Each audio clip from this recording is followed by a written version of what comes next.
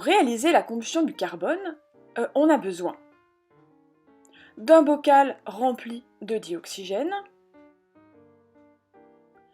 d'un morceau de fusain constitué essentiellement d'atomes de carbone, d'un support pour accrocher le fusain, d'une bougie, d'un briquet, d'une seringue munie d'un embout souple,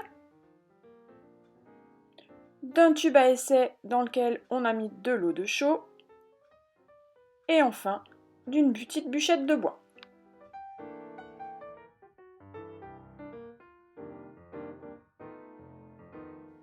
Après avoir allumé la bougie et accroché le fusain sur son support, on chauffe le morceau de fusain à la flamme de la bougie pour qu'il devienne incandescent.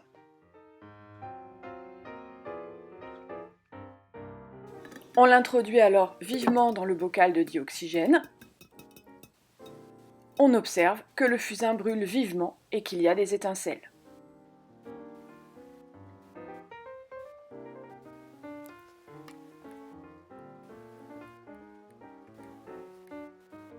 Lorsque le fusain ne brûle plus, on aspire, grâce à la seringue, un peu de gaz contenu dans le bocal.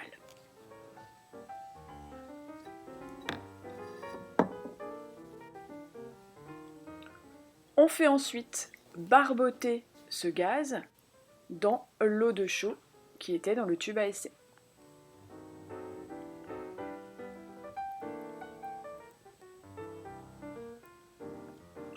On observe alors un précipité blanc, caractéristique de la présence de dioxyde de carbone.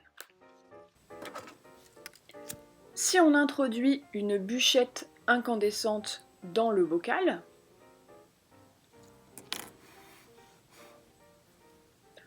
on constate que celle-ci ne s'enflamme pas. Il n'y a donc plus de dioxygène dans le bocal.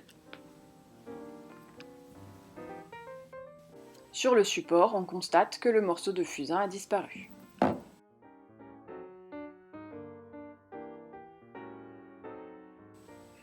Pour résumer, lors de la combustion du carbone dans le dioxygène, le carbone et le dioxygène ont disparu, alors que du dioxyde de carbone s'est formé.